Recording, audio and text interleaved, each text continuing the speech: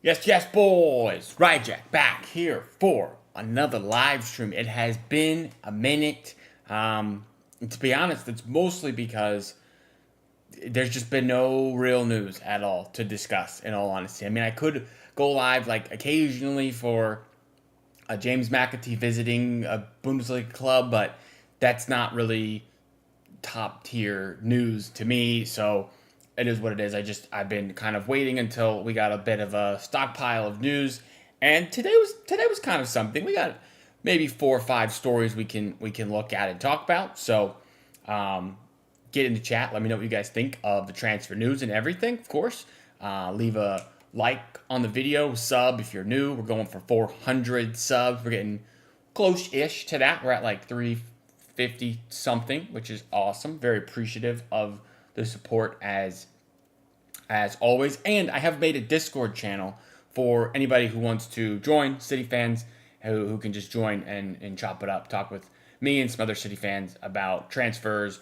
If you have questions or whatever, you want to do some sort of video with me, join the Discord. Very, very cool. So first things first, let's talk about this right here, the Puma deal. The Puma deal for Man City.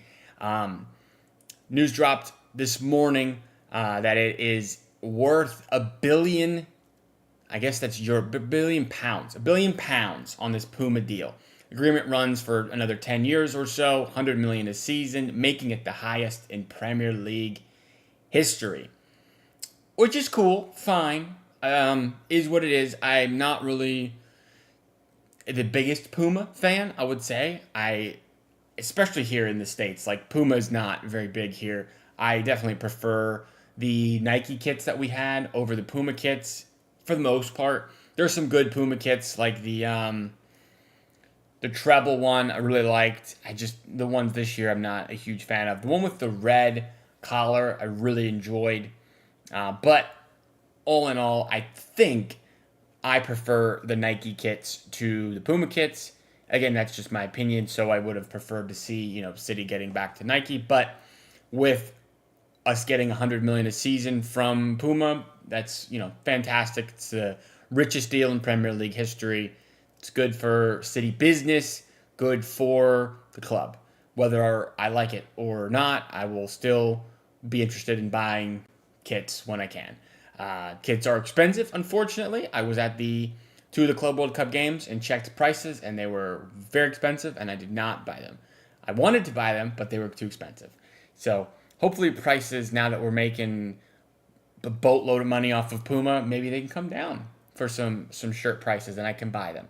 But I doubt that happens. We have some Ferran Soriano comments on the Puma deal. We've joined forces with the ambition to challenge ourselves, blah, blah, blah, go beyond expectations. This is all like creativity, businessman nonsense speak that doesn't really mean anything. Puma have seen this seamlessly integrated into our organization. We've enjoyed historic moments, engaging fans. Today's renewal and extension solidifies our relationship and projects it to an even brighter future.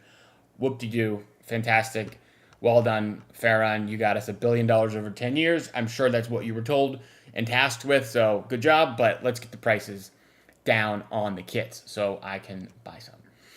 Because that's, at the heart of it, that's what is important to most City fans is buying the kit and not having to go to like the third outer party, out of country market where they buy kits for pennies in other countries, They'd like the official ones if they could, but at the rates they're at, I can see why people do that.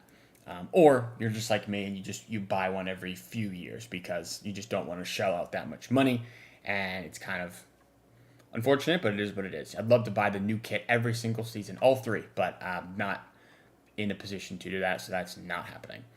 And I like the old kits that I have. The 2014 kit is fantastic. I like wearing that one. Anyway, moving past the Puma deal, again, congratulations on the money, but whatever, is what it is. Puma is not my favorite.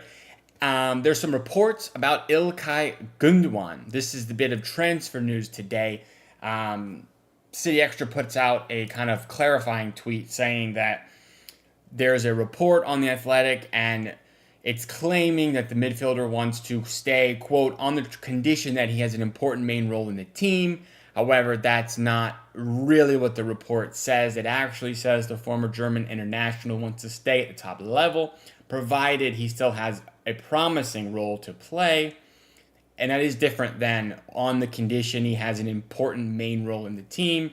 Galatasaray are the club he supported growing up, and they remain interested should his position change.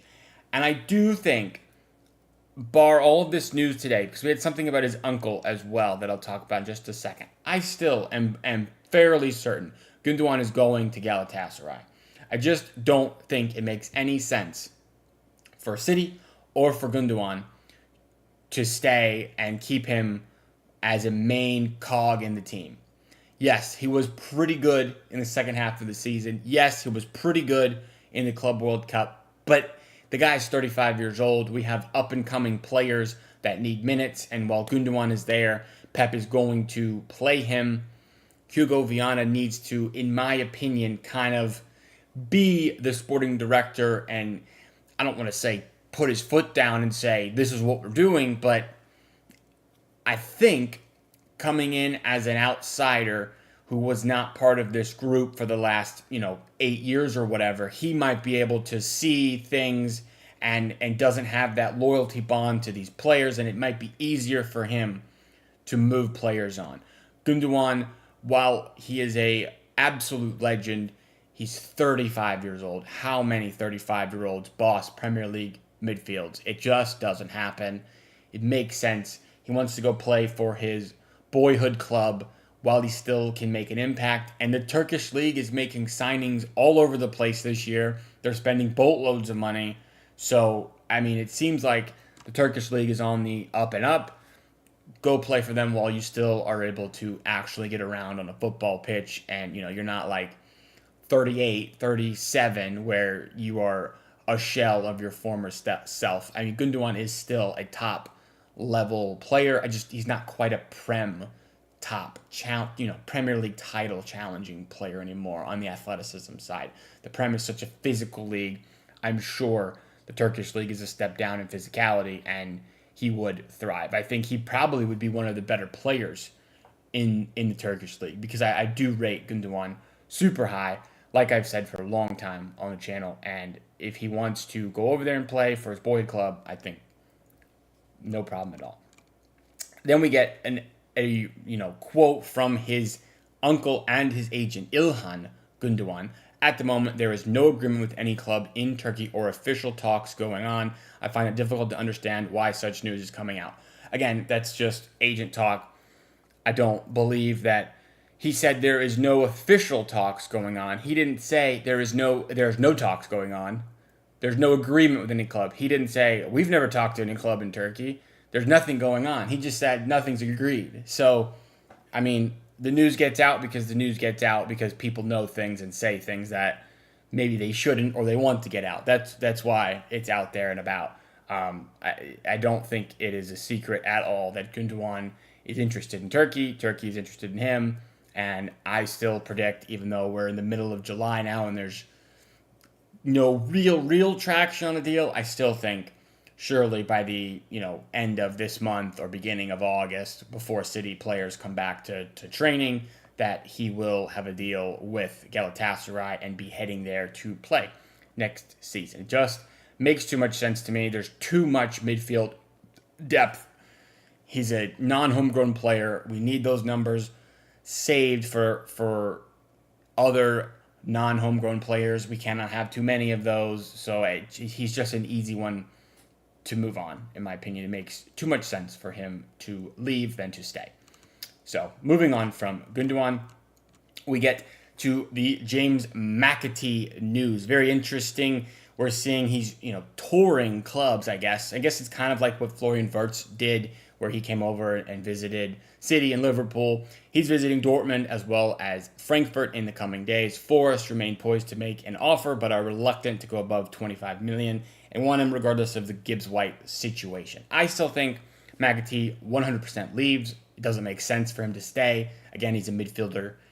and he's just way down in the depth chart. He's just not going to get minutes if he stays. He's got 1 year left on the contract and has shown no intention of signing an extension. So, City just need to sell. It just is the case. I would imagine he's also visiting Leverkusen. I've seen news that they want him as well. If you remember, there was news about a McAtee-Wirtz, not swap straight up, but he would be included in that deal. So I'm going to assume that Leverkusen are still interested in McAtee, and maybe RB Leipzig as well. Any of the clubs that are challenging or trying to challenge Bayern for the league probably are interested in him, and he'll probably be a solid player for them. But I don't buy that City are holding out for Cole Palmer money for $40 million. There is in no world do I see the potential that Cole Palmer has in James McAtee. I don't see it at all. And I think if Pep saw that, he would not be selling McAtee and he'd be playing. So I think we'd be lucky to get $25 million for him. And if we get that, I think we should sell. I mean, he's got 12 months left on the contract. I would be shocked if we got anywhere near $40 million. 25 makes perfect sense. If it's 20, I mean, it is what it is. It's just a few. I don't know. I don't see McAtee going for huge money. There's just no way. He hasn't done enough at City or when he was on loan to warrant that, in my opinion. So I'm fine with him leaving. Opens up more spots in the midfield. Him and Gundogan leave. Maybe we get some Nico G minutes. Finally, I know everybody knows I've been clamoring for Nico G minutes and was a little worried about those stories from, maybe like last week, but that seems to have died down. And then about 2 hours ago, we got the Nico O'Reilly story from Fabrizio Romano. It's kind of interesting, and in the same sense, it's kind of not interesting because, again, midfielder. He's not a left back. Yes, he played left back last year for us and was very good, but we have signed Ryan Aït-Nouri, who will be our starting left back going forward. We have Nathan Ake, who can play left back in a pinch. We have Josko Vardiol, who played left back a lot last season as well. Nico O'Reilly can also play left back, but he is a midfielder. Fabrizio Romano lists him as such. Talks for Man City midfielder will continue as several clubs prepare to offer regular first-team opportunities. A priority for the player. Now, I mean, if other Premier League clubs come to Nico O'Reilly, and I'm Nico O'Reilly, it's hard not to consider this as an option. I mean, you look at the other youth squad or academy players and their minutes at City, and other than Phil Foden, it just does not really happen. Rico, yes, has gotten some minutes. Oscar Bob is starting to get some minutes, and maybe he will next season. But Cole Palmer didn't make it at City. He was sold. McAtee's not going to be making it at City. He was sold. Jemai Simpson-Puzzi is going to be sold, in my opinion. Callum Doyle will be sold. All of these dudes that, probably were in his grade and his age group are out and going on to play at other clubs. He's not, 17, 18 years old. Nico O'Reilly is almost 20, as far as I know. So the guy wants to play. The midfield, like I said, is absolutely stacked at the moment. And unless you see players leave like Gundogan, McAtee, Kovacic, Bernardo, Nico Gonzalez, Roger. I mean, you could just list all the players we have that are probably, in Pep's eyes, ahead of him in the midfield. Because, yes, like I said, he played a lot last year, but barely at all did he play in the midfield. It just did not happen. Even the Club World Cup, left back Nico O'Reilly.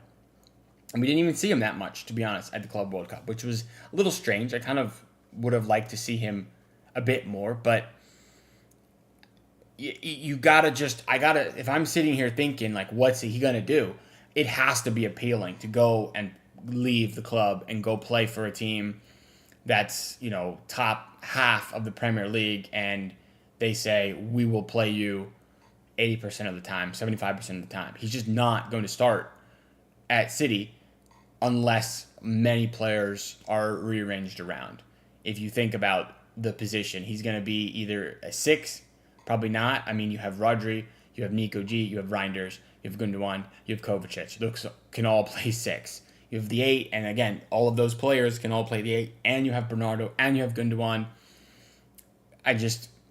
I don't know. Is he a 10? Like, I know people say he played 10 in the academy. He's played as a striker in the academy. I just don't see that in his game, really. He's a really promising young player who I enjoyed watching a lot. However, if he decides I'd like to play and Pep says, or the city say, we love you, but sorry, we're playing the other players in front of you. I cannot blame the guy for considering this as an option. I would be upset for sure if he left, but I also would understand the situation because the guy needs minutes. He needs to play. And he was awesome for us last season, but he needs minutes. Kurt says O'Reilly not going anywhere. Kurt, I hope you're right, my guy. I hope you're right, Kurt. I would love it if O'Reilly stayed and gets a lot of minutes in the midfield next season, but I don't know. Kurt says O'Reilly is our backup left back. If you think about it like this, if Nico O'Reilly goes to the city coaching staff and says, or Hugo Viana says, I have been offered by, let's say, I don't want to say Chelsea because I feel like it wouldn't be Chelsea with all the business they've done, but let's say Spurs. Spurs have come to me and said, I can be a starter in their midfield for 3/4 of the games. And he says, what can I do here at City? And they're like, we have big plans for you. You're going to be our backup left back. We just signed a guy for $50 million, but we want you to be the backup left back. And he's like, oh, am I going to get minutes in midfield, my actual position? And they're like, no, you're our backup left back this year. And then maybe we'll get you in midfield occasionally. And like next season, we can do that. It's a hard decision. It's a hard thing to be like, I love you guys, but I also want to play. So I'm a little bit worried. I'm not going to lie. I don't think City would want to sell, but if he comes to them and says, I want to play, and they say no, he can kind of force a move. And force is like such a strong way to say it, but it's just like City have this policy where if a player wants to leave, they just sell him. They just do. And that's what happened with Cole Palmer. He wanted to leave and he left. It's very rare where a player will say, throw a fit, and City will be not wanting to sell. So, as unfortunate as it is, this story does worry me a bit on the Nico O'Reilly front, to be honest with you guys. It does worry me. I'm wondering what the comments say. Half of the stuff Fabrizio tweet out, I just love. I'm wondering what they say. He's not going anywhere. Is he really that good to demand first team? I would say probably, yes. Another Palmer. You can see that. People are probably upset. Chelsea. Unlock his full potential. See, this is what people are saying. Pep should play, keep him. Doesn't want another Palmer. I know we're never going to get rid of the Palmer situation, but he's going to get playing time. And again, we don't really loan players either. That's not really our style. We don't have a huge amount of success in loaning players out and then having them come back and play for the first team. We have good success, really good success in loaning players out and then selling them for profit, which I don't think anybody wants for Nico O'Reilly. When you watch him play, people think this guy could be really good for us. So a loan, I don't like the idea of, because I can't think of anyone who has gone on loan, done well, and then came back and played for City. It just doesn't happen. I don't know why we don't do that, but we just don't do that. So I am semi-upset, I would say, on the Nico O'Reilly thing. Kurt says, so Fabrizio, what teams in Germany can tell it's fake news just by that tweet? So I'm not worried one bit. He said, Bundesliga and Premier League clubs are showing strong interest in Nico O'Reilly. Talks for Man City midfielder will continue. Several clubs prepared to offer first team a priority. I guess you are correct. He does not specifically list which clubs, but if it's Bundesliga and Premier League, I can guess which ones it is. If it's the Premier League, it's going to be Chelsea, it's going to be Spurs, it's going to be probably Aston Villa, probably Newcastle. We obviously wouldn't sell to United. We wouldn't, I don't think, sell to Arsenal, but Arsenal may be a team. And then if it's Bundesliga clubs, it's going to be everybody's not Bayern Munich that's trying to get up with Bayern Munich. It's going to be Dortmund, Leipzig, Frankfurt, and maybe Stuttgart, I guess, is one that's a maybe. James McAtee is 100% gone. 100% agree with you, Kurt. I think there is zero chance James McAtee returns and plays for City. And that is what it is. I'm not worried about McAtee as much as I am O'Reilly. I think O'Reilly is considerably a better player than James McAtee is. But I just think maybe you're right. It is fake. I just think the Nico O'Reilly situation is definitely one to monitor over the next, let's say 2 to 3 weeks. So maybe I'm not as calm, cool, collected as you are, but I'm a little bit worried. Anyway, the other bit of transfer news this morning, Ederson news. We have seen very little Ederson news recently. It's been particularly quiet. I know a lot of City fans were super pissed at Ederson after the Club World Cup. And it is what it is. I'm not one of the fans that would like to say bad things about players. It's not really how I feel like I should treat people. They're people as well. And Ederson has been a fantastic goalie in his entirety for us. Has he fallen off? Maybe a bit, yes. Maybe it is time for Ederson to leave. 1 year left on the contract. I would really not enjoy seeing him leave on a free, go to Saudi. I would much rather obviously sell to any club this summer than him go on a free, and then we can sign, whoever our next goalie for the next 6-7 years is going to be. The Brazilian is open to the Galatasaray move if his salary expectations are met. Interesting one. I would imagine that Galatasaray have a lot of money. Apparently, they've spent, are willing to spend 75 million on Osimhen. So it seems like the Turkish league has got a huge influx of money, and this could happen. Maybe, it's kind of weird, going to Turkey from City, because you don't think of going to Turkey as a huge coup for money. You think of going to Saudi as a big money move, but maybe the Turkish league players, they got some major money this summer and they're willing to way outspend City on a contract. I don't know what the deal is there. Kurt says with the McAtee, I believe, because he put the German teams, Dortmund, Bayer Leverkusen, and some others, we still need a right back. That is true. We definitely still need a right back. I am not prepared to go with Matheus Nunes at right back, but at the moment, if I had to bet on something, I would say Matheus Nunes is our right back for the next season, and I just don't see any news at all. I called out Ederson after the Club World Cup, but at the same time, I haven't done what other people have going too far with it. Yeah, people were going at his wife's Instagram comments section. It's just, people need to relax a bit.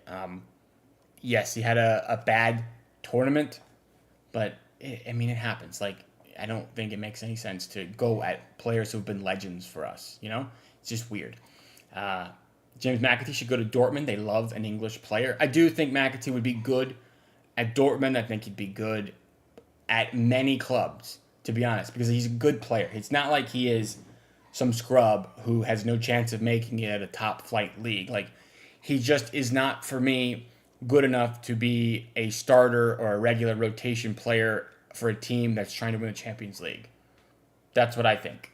And maybe that's wrong, and he'll go for 100 million one day and I'll regret it, but at the moment I don't see anything that says he's going to be a regular squad player for a Champions League winning team.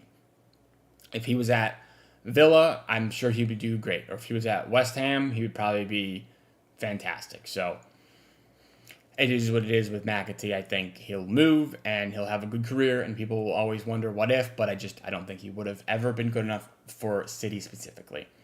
I don't want Ter Stegen at City. I've seen them links before. There has been a bit of Ter Stegen news, but I don't really believe that personally. I think it'll be Diogo Costa still. There's been a very minimal goalie news. This one here was the first one I've seen in some time, to be honest. And I don't even know if this source is credible, but it's hard to argue with 1.8 million followers as a Turkish sports journalist. Maybe 1.8 million people are being deceived every day, this guy tweets, but I feel like probably not. It could be a reliable source. So we will see on the Ederson thing. For a while, I kind of thought that Ederson was going to stay after the Club World Cup performance and, the way people are talking about him. I do think maybe it has become a bit more likely that he leaves. But for a while, I was pretty convinced he was going to stay. And he was just going to leave on a free. I don't know. I'm not sure. I'm not sure entirely, to be honest with you. I really, really don't know on the Ederson thing. Ter Stegen is also too old, 33 years old. Yeah, it is really old. I mean, I say really old. It's old. Goalies, I guess, have a bit more legs in them. They can play a little bit longer. Ideally, if we're getting rid of Ederson, who's like 31, we get someone who's, 23, 25 range, so we can have an extended period of 5, 6, 7 years of quality goalkeeping, and then we'll be good, and we can focus on other positions going forward. We also likely need a backup goalie. I've seen very little links of the backup goalie, but that might be because it's just kind of not really news, a backup goalie. Like if Ortega has agreed a deal, is like Fabrizio going to tweet about Stefan Ortega leaving City? Like, I feel like probably not. It's just not that big of news. So Ortega might be able to find a deal in the next couple of weeks, and then we just sign some young English goalie. That's possible. Who knows? City need to make a statement signing like Liverpool have. I don't know who's left, to be honest, on the market to make a statement signing specifically, unless you think about like Rodrigo, I guess, would be a statement signing. I think he'd be expensive. Is he as good as like Florian Wirtz's statement? I don't know. It probably would be considered a statement signing, Rodrigo. Just based kind of on name recognition, being like a starting Real Madrid winger, Brazilian. It probably would be a pretty good star power name statement signing, I would say. Apparently, Liverpool are interested in buying Isak. That would certainly be a statement signing. Another one from them. That worries me a bit. I don't think they'll get that done, probably. But, man, Isak and Wirtz in the same window would be pretty crazy business from Liverpool. And I think the other teams who want to win the Prem would have to step up and make some moves, because that would be a quality front line. Surely an upgrade on Darwin Nunez, and Dominic Szoboszlai for sure. So hopefully that doesn't happen, but we will see. In my opinion, if City won't be a challenging Liverpool this season. It's possible. The other, I guess, statement signing would be re-signing Cole Palmer. I just seriously doubt that ever happens based on what happened in the past, and Chelsea have him on like a 10-year contract. So I would be super, super shocked if we got Cole Palmer back, but that would class as statement signing, I would say. Cole Palmer is rather incredible. What a player. Let me look. I'm looking to see the other new bit of news here and see if there's anything else of note. Not really. It's a lot of stuff about like Newcastle and Chelsea that I've seen. Kind of not that interesting, to be honest. Maybe we get some young player deals through the door over the next few weeks. That's possible. We still haven't seen the announcement of the Naipan transfer. We're still waiting for that confirmation. As far as I know, he had a medical with City. I haven't seen that there was anything wrong, but maybe we're just waiting for paperwork. I don't know what we're doing there, but I would like to see that announced soon. It's possible. I guess the holdup could have been waiting to see if Lyon got their relegation overturned, which I think they have. So maybe now he can go to Lyon on loan. Maybe that's what they're waiting on, and just finishing that up at the moment. Hopefully that's true, and we have not, been usurped or somebody else came and got the guy, because I think he looks like a fantastic player, one for the future. Again, it worries me a bit about loaning him out, but he's a midfielder. He's just not gonna ever play for us this year. It's just not gonna happen in any way. I'm just worried about how City will go into the season with what we have now and won't win anything. I think that we are in a good spot. I think we could be in a better spot, certainly, had we gotten a right back sorted. Had we gotten maybe some more outgoings done. Because I think there's going to be more outgoings and we just haven't seen them yet over the next month before the season starts. We are just over a month away. It's the 15th of July. Our first game is the 16th of August. So we have 4 weeks to get players out / in the club. And I think, could be wrong, I always could be wrong, but I think there will be still business to be done. So I don't know, man. I think if we get 4 or so or 5 players out the door, the squad would look a little bit healthier and not as bloated, and we'd have a bit more understanding of what the positional depth chart kind of looks like, who's going to be playing, which young players have a chance to come in and make an impact, versus how it feels now where it's just like we haven't got rid of anybody and we've bought a bunch of players and it's like, how are we all going to play?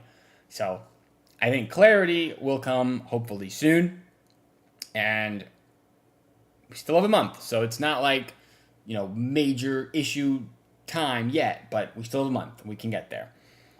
Anyway, we are just over the 30-minute mark, and from what I can tell, there is no more significant City transfer news online at the moment. But before we do head out, I will say I did create a Discord channel for City fans. So anybody in the chat or watching on replay, the link is in the description of this video. If you want to join, we have City Talk channel where we just discuss what's going on as well as transfer news here. And then if you guys have any video ideas, just want to put anything in there, of course you can join that and join the City Discord channel that I've created. It's going well. We talk pretty regularly, so it's pretty cool. Rest in peace, Jota, my favorite Liverpool player, has gone. Doesn't feel really at it. It's very sad, very, very sad situation with Diogo Jota, but all of the tributes, I would say, have been very nice and very good to see how much he, meant to so many players. It's very nice to see those. And Liverpool have retired his number, which is also a very, very nice gesture from them for sure. Anyway, that is all for the live today. If you're watching on replay, leave a comment. Let me know what you think of the news. Like, sub, of course, if you're new. Trying to get 400 subs. We're very, very close to that number, and I appreciate all the new subs over the past month or so. It's been very, very cool. So thank you guys. I do appreciate it as always, and I'll be back as soon as